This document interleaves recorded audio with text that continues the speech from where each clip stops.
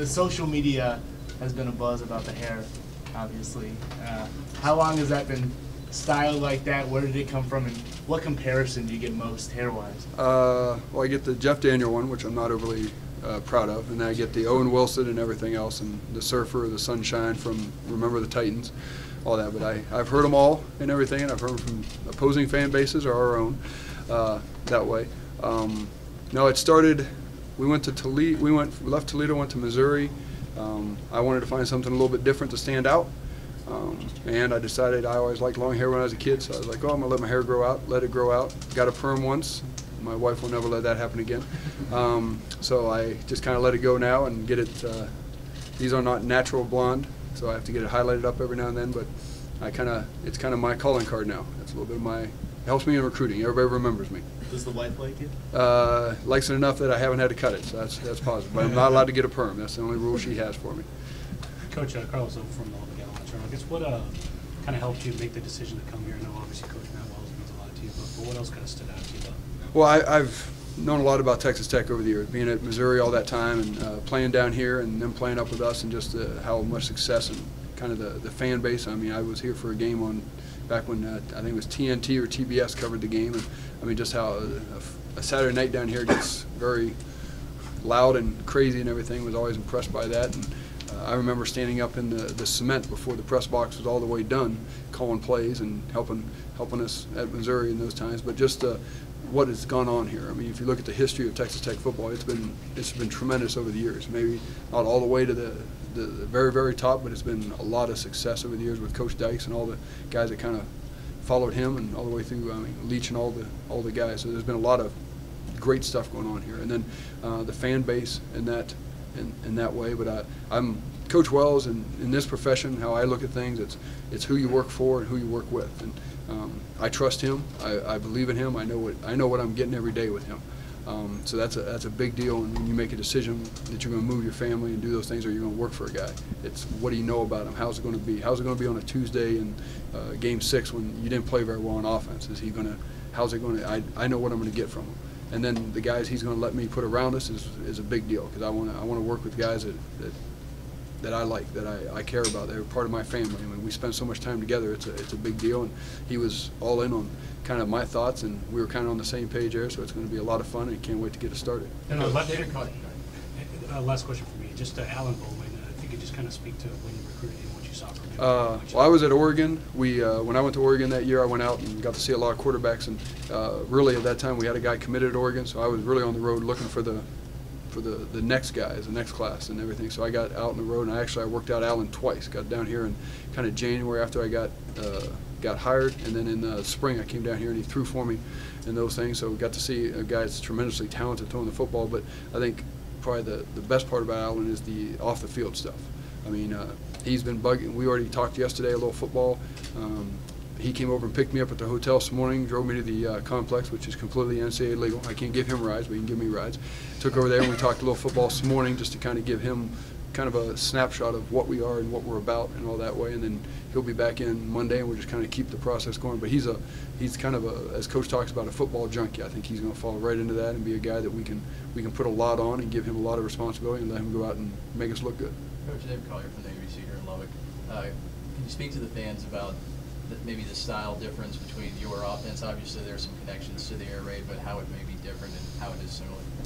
Really our tempo is probably the thing that's the biggest difference. We're going to try to go as fast as we can every snap. We're going to line up as fast as we can. It's just part of our DNA in that way, but we're a tempo team, and it's stuff I was able to kind of steal the ideas from when I went to Oregon, as far as how to signal that, how to communicate it, how to get it get it to everybody as fast as we can. So I mean, we're a tempo team first and foremost, and then once we don't go tempo, it's when we slow down, we look to the sideline.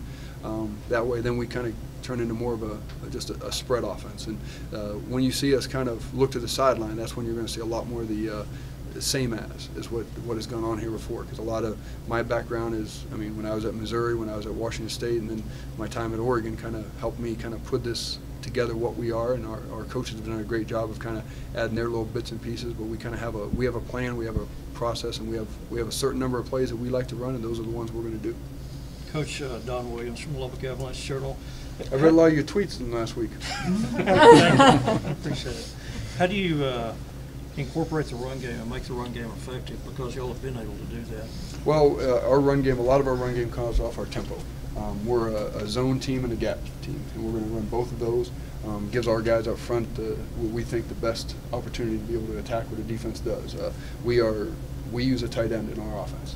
That's probably the biggest change in some of the other people that run the air raid. Is a tight end is vital to our stuff, and he's probably as vital in our run game as he is in the pass game. So that'll be a little bit different, and that's the spot probably that we have to make sure we're recruiting, keep the guys we got, continue to develop them, but also find other guys to stick into that position. But we like to run the ball downhill, and when we call runs to run the football. But we want to, by using a tight end, it kind of gives us always a six-man ability that we can gain an advantage normally somewhere, either front side, back side, three-man surface, four-man surface. So that's kind of how we always keep the run game available. That's what I learned at Missouri. We didn't have that at Missouri because we were a 5. Our tight end stood up, and that was always something that kind of bothered me. I couldn't run the ball when I wanted to. I could only run it when the defense let me. Now with having a tight end involved, we can kind of dictate that to them more than what we were able to before. Well, so this business is a lot of coaches tend to jump from here to there to there. You stayed with Coach Pinkel for so long. What was it that, what was the reason for that? Because you were with him from 94 to 12, if I remember We had correctly. 17 years together, so we went all the way up to 2012, and really it was just a change in what kind of went on with me. I got married when I was at Missouri. I got married a little bit later than most, and we started having kids, and I just decided I had not done a very good job of organizing my time. When I was a single guy coaching, being in the office till midnight and going in at 6 was easy. When you start having kids and all those things, it's like, well, I want to go watch a soccer game. I want to see this. I want to go to the first day of school. And I didn't do a very good job organizing that as a husband and a father.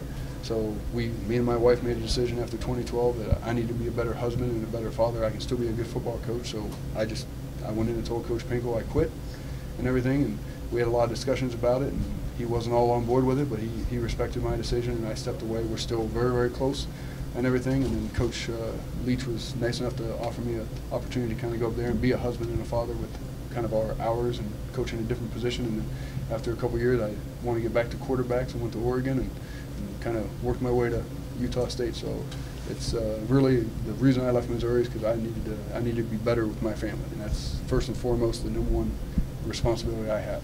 Coach Bailey Burmaster, the ADC in town. When this was a possibility coming to Lubbock, how enticing were the offensive weapons that Tech has, whether it be Bowman, Vasher, Wesley, all those guys? And did it kind of spark something in you, like you want to see what you can do with these guys? Oh yeah, just I mean, you're not going into bare cupboards, and that's a positive. I mean, we got guys coming back up front because that's where it all starts with the guys up front, and we got guys in, we got depth to work with. Having a quarterback like Allen, but also other guys that are playing, so it's not been a one-man show. I mean, in that way, so we've got guys to work with at that position, and then the skill that they've been able to accumulate here at the wide receiver positions, especially, kind of gives you the opportunity that we've got playmakers, and that's what it all comes down to. I mean, we talk about it all the time. It's not plays, it's players.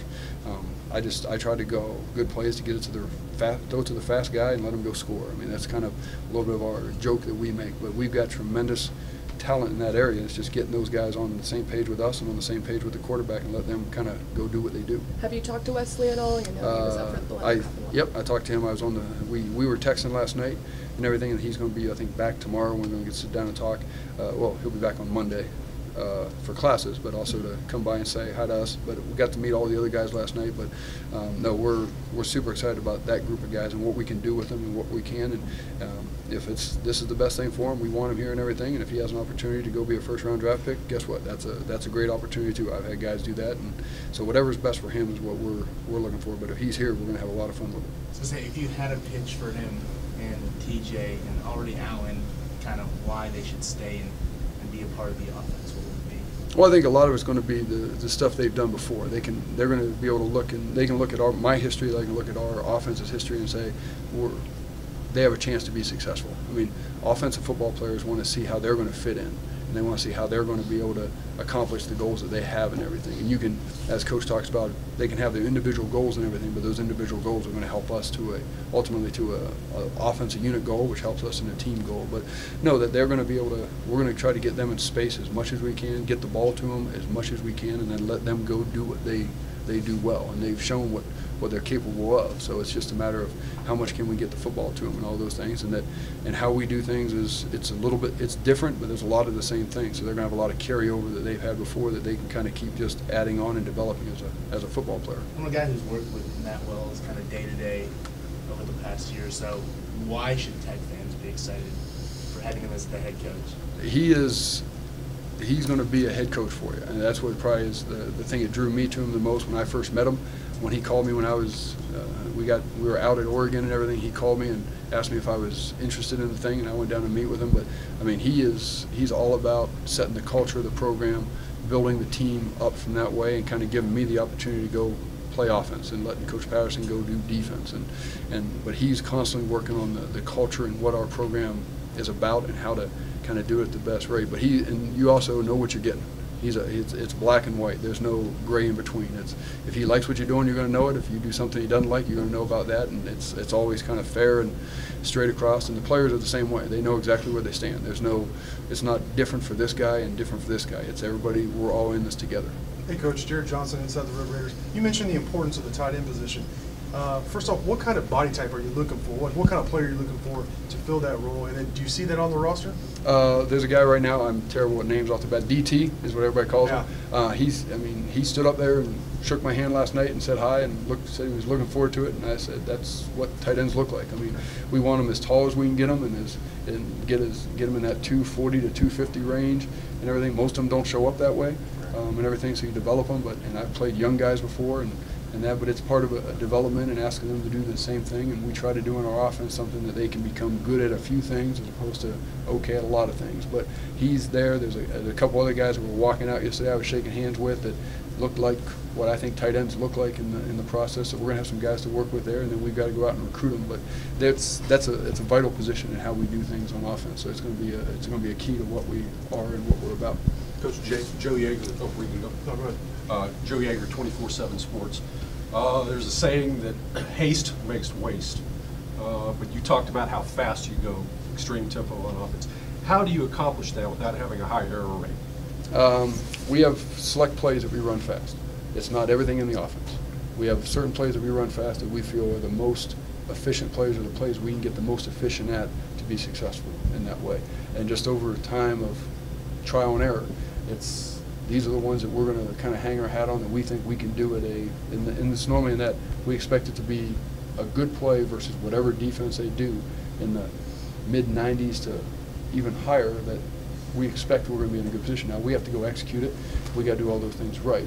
But by having a few plays, the guys and we do them over and over and over. When you guys come and watch practice, you're going to see the same thing repetitively over and over. I'm into monotony. I want them to get so tired of doing it that it's just what they do, and that way. And we try not to overcoach it. I learned from people I've been around. We don't coach the exceptions. We coach what we're going to see 85% of the time. Let our guys play fast. Let them feel confident in what they're doing, and then we go. It's the old we do 6 things 10,000 times. We don't do 10,000 things 6 times. It's part of our keep it simple philosophy on offense. To follow up on that, you said you don't do the entire offense at that fast a pace. So Right. Does that mean what percentage of the time are you going tempo as fast as possible versus a slower rate? Well, last season we ended up at about 60. We were like 60, 63% of the time we were running at our tempo rate. The year before we were just under 50. Really, it comes down to what are we best at and what is best for our football team. If we're in a situation that late in the game, guess what? You see us do a lot more and we're winning. You see us do a lot more. We look fast, we look to the sideline, we run a play. Why? Because that clock rolls down. So we have the ability to kind of change our tempo, and that's how we change it. If our best plays in our offense, the things that we execute the best, are the plays that we run in tempo, you're going to see it a lot. If the best plays in our offense are things that we don't run at tempo, then you're going to see us go slower, and it kind of dictates off of what we're good at and what we execute at a high rate in that way. But and we kind of break it down. Are we going to be a 25% tempo team, a 50%, or a 75%? And we're always pushing it as high as we can, and that's kind of an aggressiveness that I like to have offensively, but it's going to come down to what are we good at. We're going to run our best plays as often as we can. One more. Rob Snyder, 1340 The Fan. Going back to the usage of your tight end, do you sometimes have the tight end off the line as an H-back or even in the backfield as more of a blocking back to help the running back out? Yes. What we do is we're an 11 personnel team. And what that means is we got 3 receivers, a tight end, and a tailback. As much as we can, we will be in 11 personnel. This past season at Utah State, we were in 11 personnel 96% of the snaps. Well, what it does is the defense knows what personnel we're in, but our tight end, and the more he can do it and the better he is at it, he'll be split out as a receiver, he'll be lined up as an inline tight end, he can be lined up off the ball in that way, and we have the ability to actually stick him back beside the quarterback and say it's 2 back, but it's not, it's still 11 personnel. So we have all that. It really comes down to what can that guy do, and the more they can do, the more we can do. Coach, with all the big-name quarterbacks that you have had, what do you look for in a quarterback, and what do you think has allowed so many of those guys to be successful, from Brad Smith to Chase Daniel to Blaine Gabbert to Justin Herbert his freshman year when you had him? Well, I've been lucky to be around really talented guys, and that's why you recruit, and I think I have a decent chance of when I watch a guy that, hey, this guy has the skill sets that we're looking for. But I've been lucky to be around guys that have the intangibles, that their work ethic and how they lead and what they do that way. But and they've had tremendous quarterback play here for a long, long time. I mean, it was kind of matched up. I mean, when I got to Missouri, it was that way. And I mean, Chase Daniel had kind of a chip on his shoulder, and one of his chips on his shoulder was he didn't get offered by Texas Tech, and it kind of always upset him and irritated him, and he got really excited to play Texas Tech because he wanted to show, you should have recruited me. But also we kind of try to tailor things to what our guy can do.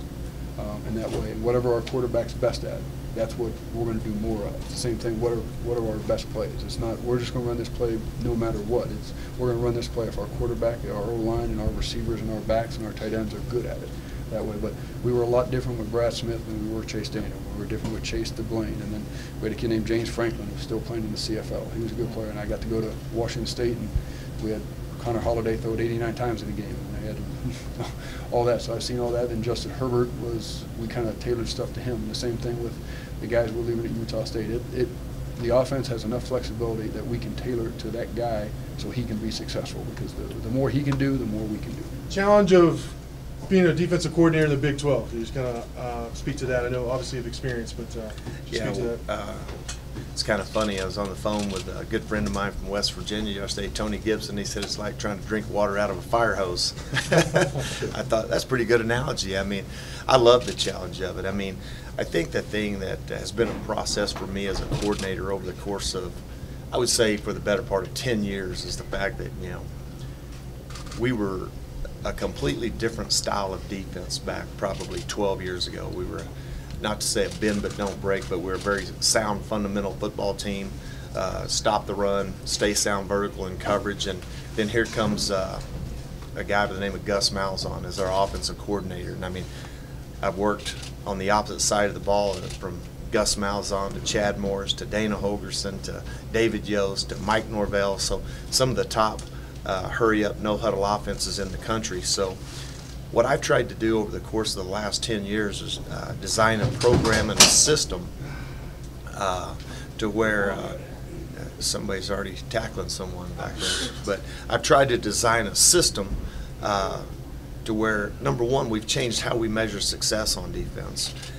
Number two, we obviously had to change the style of play that we play on defense. I mean, you know, you can't just look at yards anymore per game given up. As I look each week, it's absolutely incredible the number of yards that you see offenses in one game. I mean, there's a total of 1,300 and 1,400 yards in a football game. I mean, whereas 12 years ago, our stats, I went back and looked at our goals, it was to play 65 plays or less a game, that's a half now. I mean, we played 115 plays against Air Force. So what I did was I just looked at, okay, how can we build a system? Because it's not real fun to play defense any longer. I mean, you played defense back when I played football because you got to tackle and hit people, and now you're chasing everyone. So we've built a system that's aggressive, multiple up front. We've built a system that's multiple coverage-wise. which I think you have to be because you get so many shots on goal from offenses. So we come up with what we like to refer to as a blueprint, and we measure it from taking the football away from our opponent. If you look this year, we led the country in interceptions. If you go back to 2010, led the country in interceptions. But then you go to 2011, when I was at Pittsburgh, it was more tackles for loss, okay? Impacting the quarterback sacks. So try to create negative yardage plays where we can get people behind the chains, therefore leading to what we 3 and outs. There was one time this year where we were averaging 6 3 and outs a game. Well, I think we ended up number 2 or number 3 in the country in forcing turnovers, which if you look at that, also 4th down stops. I mean, we stopped our opponent on 4th down this year 16 different times. So I think that we've tried to come up with a system that's based on forcing negative yardage plays, taking the ball away from our opponent, and then getting off the field on 3rd down. I think those are key components. Then we also quit looking at just the total yards per game, and we started saying, okay, what about yards per play? So we really put a major emphasis on, what that speaks to is explosive plays, eliminate explosive plays. And I think this year the longest touchdown run that we gave up was 26 yards against Michigan State, and that was because of a misalignment. Most of the time, 70% of the time in Division 1A football, big plays come from a misalignment or a miscommunication. So, and then finally is red zone scoring defense. When you get inside the red zone, you don't allow people to score touchdowns. Try to force field goals, and not only force field goals, but force missed opportunities. So we have a very definitive plan on how we try to do that, and we measure it daily in practice. Thanks, Coach. Coach, you talked about wanting an aggressive defense that forces those turnovers. And how pleased are you seeing kind of the talent you have here on this defense, already kind of having played that style? Yeah, I think it's I have great respect for the men and coaches who were here before me, as always, and yeah, they've done a really nice job in playing that style. And I haven't had the opportunity to watch them play a great deal. I saw the Texas game a year ago. I saw the Oklahoma game this year. And it just seems like that turnovers were a critical part in both those games that I remember off the top of my head. So, yeah, I just think that your defense has to complement your offense. Our goal is simply we want to get the ball back to our offense as fast as possible. To do that, you got to get off the field. You can't sit there and just be a bend, don't break. You got to be aggressive. You got to try to get people. And I think just keeping opponents off. When are you going to be aggressive and being very calculated and in attacking not only their run schemes, but also being able to attack protections. So, again, it turns into a chess match, but you have to get an up-tempo offense on the field where they can get into a rhythm. And they're scoring fast, and all of a sudden, you're back out on the field. And that was probably the biggest adjustment for me as a coach, making adjustments quickly with up-tempo offenses. I mean, you come over there, they sit down on the bench, you take a knee, and touchdown, kick off cover. And then there goes most of your defenders. So I like where we are. I think we have great cohesiveness. Dave and I do. And it's worked out really well, and he understands how we play defense, and it really complements our offense. Coach, Joe Yeager, 24/7. How you doing, Joe? Nice to meet you. Good to meet you. You spoke about how you're multiple in the back end and up front, and then you spoke about getting aligned properly. You said that the one misalignment resulted in a big run. How complicated, generally speaking, would you say your defense is? How quickly is it possible to learn it? And could you just talk a little bit about lining up properly, just getting guys lined up right? One of the very first things that I talk about with our players is, yes, we're obviously very multiple in front end and in the back end as well, but we're also, I like to say, multiple with multiple odd front formation defending package with minimal teaching. There has to be carryover from front to front to front to coverage, and it all has to tie together. So I think that I think it's critical that when you are that multiple, players have to become students of the game. They got to become what we like to refer to as football junkies. I mean, you got to spend time, studying not only your opponent, but you got to spend time studying the scheme. To me, it's not complicated, but I'm not playing. So we have a very unique way that we communicate with our players from the sideline on the field. offenses that just go fast all the time doesn't bother me. Just call defense fast. So we have a mechanism that allows us to call defense fast.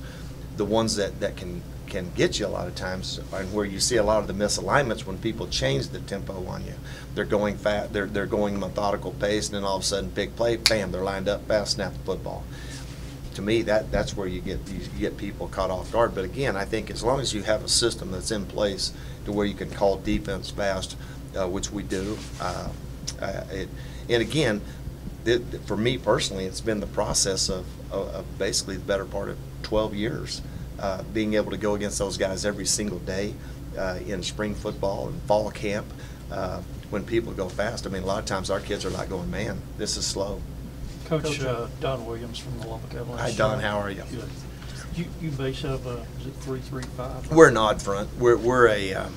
It just depends. It varies where I am. You know, I don't like trying to plug a circle into a square hole. You know, and what I mean by that is that I have to evaluate the kids that are currently here.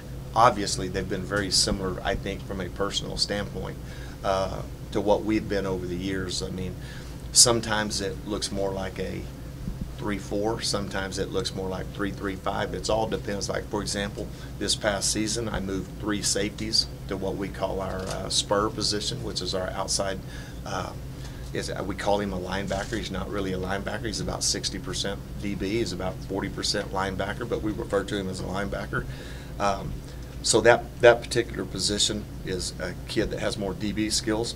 Our boundary outside linebacker, which I just changed yesterday to the Raider position, is a young man that possesses a little bit more of defensive end, pass rush, up front type, compared to probably about 40% defensive line. So they are different, even though they're both outside backer positions. So I just have to evaluate it. I still, in my mind, it's 3 down linemen and 3 linebackers and kind of a hybrid, and then 4 DBs. So that spur is have a safety outside linebacker? It all just depends. You know, I've had them where if you look at Damaris Randall at Arizona State, who played for the Browns, was our free safety, but he was really more of a corner skill guy. Our spur position there, young man, was probably a little bit more safety driven. At West Virginia, Terrence Garvin was 6'5", 225 pounds, so he possessed a little bit more linebacker skill set. So it just depends. How we refer to it, I'd say we just say we're a multiple odd front formation defending package is who we are. Coach Carlos Silva from the Lubbock Avalanche Journal. Just for you, I guess what kind of helped you make the decision to come here? Because obviously Coach Matt Wells asked you to be here. I guess what kind of led you here? Well, it's really, I think it was a lot of things. I mean, number one, the type man that Coach is first and foremost. I mean, he allows me to coach. He allows me to do what I love to do and what I have a passion for, and obviously that's defense. And so I just wasn't going to tie myself to anyone. I mean, when I left Arizona State, my whole thing was, I'm going to coach for someone that I know and someone that I trust, because I think that's huge in this industry, more so now probably than any time ever before. I mean, it's just such a dog-eat-dog business right now, and I mean, I understand that aspect of it. My father was a high school coach in Oklahoma, so I have family ties in Oklahoma, in this region of the country. My father was actually born in Detroit, Texas. I mean, uncles in Fort Worth and Grand Prairie, and so I'm very familiar with Texas, being a former high school football coach in this state. So all those things probably, and then my wife. I mean, she was just like, all these other jobs that obviously Matt was being considered for. She kept saying Texas Tech, and then so I'd say, well, here's an option. She'd say, how about Texas Tech? And so, you know what, it just was one of those things where I think it just absolutely worked out. So there were a lot of combinations, and then I have close friends here in Lubbock that just moved out here and went to school here and never left, and they're still here. So I don't know if I've ever heard anyone say anything negative about Texas Tech. I mean, that have gone to school here. So growing up in this region of the country, I only grew up 3 hours and 45 minutes down the road in Marlow, Oklahoma. So I mean, I'm familiar with it, and I've always said people in West Texas are some of the friendliest people on the face of the planet, and I believe that. And so there were just a lot of things that went into making a decision, and you know, anymore you have to make these decisions so fast. I mean, it's just like I'm scheduled to pick Coach up from an airport, and we're recruiting, and the next thing you know, he says, hang on. So went and saw my mother-in-law, and now here I am. I'm trying to remember. One or two more. I was trying to remember how many times you've been in this stadium. You were here a couple of years ago. Was there? Yeah, it wasn't a good memory. 2012 was when West we were, Virginia as well. West Virginia was ranked, I think, maybe 5th in the country at the time, undefeated. We'd just beaten Texas at Texas the week before. That wasn't a good day. It was for the Red Raiders. But then we came back at Arizona State in 16. Maybe 17. I was thinking. 17. Yeah, I think. Cause yeah, you're right. I think it was 16 if I'm not mistaken. But you know, came up a little bit short. That I think they blocked a punt for a touchdown right before halftime, and ended up being a 1-score game if I'm not mistaken. But it's a tough place to play. I mean, just being on the other sideline. I mean, it gets loud. The fans are great fans, and they understand the game, and they understand football, and it was, you know, even though we came up short, it was very impressive watching the fans. Hey, Coach, you mentioned your ties with Texas and everything, and recruiting some. What is your plan for recruiting Texas, the state of Texas? Well, I think number one, I think obviously you got to get people in key positions. You know, the thing that I see about Texas Tech recruiting, it seems like, I mean, there are so many alumni that are spread out all over the state of Texas in key cities, key areas, that I think you know, it's such a football-rich tradition state, and the players are coached so well in this state. I think first and foremost, you build relationships with Texas high school coaches, where then you look at your staff, and you get, you know, obviously people in key positions where you think they are the best fit, build those relationships, because I still believe that recruiting is relationship driven. I say this all the time, most of the time players sign with a coach. I mean, they really do. I mean, it's a people business, and you know, even though, hey, they love the university, and initially it's that relationship with that coach, watching them practice, or watching them, you know, play games, or sitting on their sofa and sharing with them how they fit into that offensive or defensive system. So, you know, I think the key is, just like anything, it's get out here and build relationships, and get as many people and high school coaches on campus as you can. And then, like anything, it's just try to just outwork. I mean, it still just boils right down to, man, outwork people, out hustle. I mean, just get out there, roll your sleeves up, and sell a lot of great things about this program.